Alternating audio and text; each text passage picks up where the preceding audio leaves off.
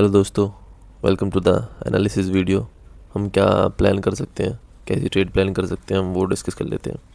Bank Nifty के chart को देख लेते हैं। यहाँ पर मार्केट कुछ खास मोमेंटम कर नहीं रहा है। दो तीन तीन सेशन से जो है मार्केट साइडवेज ही बिहेव कर रहा है। तो ऊपर वाले सेलर्स अब थोड़े मोड़े प्रॉफिट में आ गए होंगे। सेलर्स अवेलेबल तो है हमारे पास, राउंड नंबर के नीचे ही मार्केट क्लोज करके गया, तो यहाँ पर सेलर्स हो सकते हैं। सेलर्स को हम टारगेट कर सकते हैं। मार्केट अगर फ्लैट खुलता है या फिर गैप अप होता है तो हम इन सेलर्स को टारगेट करने के लिए बाइंग साइड के सेटअप को आइडेंटिफाई कर सकते हैं। लेकिन अगर मार्केट फिर गैप डाउन खुलता है तो नीचे का राउंड नंबर भी है, तो फिर जो है राउंड नंबर से अगर मार्केट सपोर्ट लेकर के ऊपर जाएगा तो ऐसे बाइंग हो नहीं सकती है।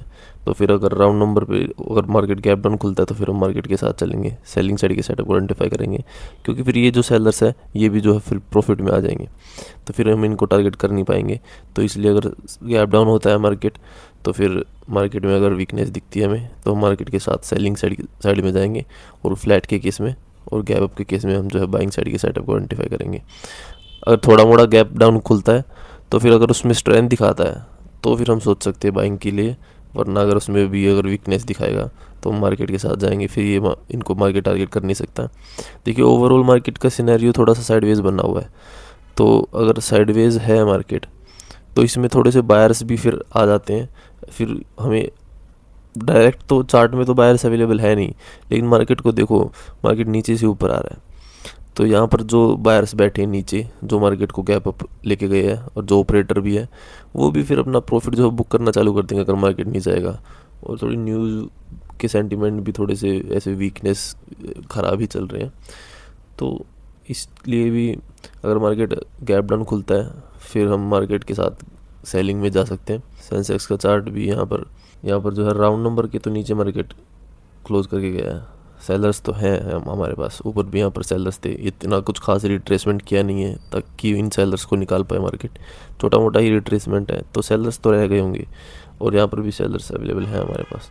तो इन सेलर्स को मार्केट कब टारगेट करेगा? जब इनको डर आएगा तभी तो ये टारगेट होंगे। अगर मार्केट गैप अप खुलता है या फिर फ्लैट खुल के थोड़ा स्ट्रेंथ दिखाता है तो ही हम इनको टारगेट कर पाएंगे, तो ही हम बाइंग साइड के सेटअप को आइडेंटिफाई करेंगे। अगर मार्केट गैप डाउन खुलता है तो हमारे पास जो है कि ये सपोर्ट है। अगर यहाँ गैप डाउन खुलेगा मार्केट तो फिर जो नीचे जो बायर है वो फिर वो है नहीं। अगर वो स्ट्रेंथ में नहीं है, मार्केट को इतना बड़ा गैप अप करवाया फिर मार्केट साइडवेज हुआ, अगर वो स्ट्रेंथ में आएंगे, अगर वो गैप अप खुल के स्ट्रेंथ दिखाएंगे अपनी, तो ही तो हम बाई कर पाएंगे ना।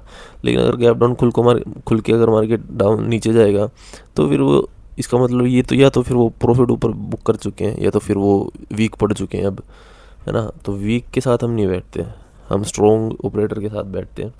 तो यहाँ पर अगर गैप डाउन अगर मार्केट होता है तो हम सेलिंग साइड की सेटअप को आइडेंटिफाई करेंगे फ्लैट के केस में, और गैप अप के केस में हम सिर्फ बाइंग साइड की सेटअप को आइडेंटिफाई कर सकते हैं। मार्केट में स्ट्रेंथ दिखेगी तो हम बाय कर सकते हैं।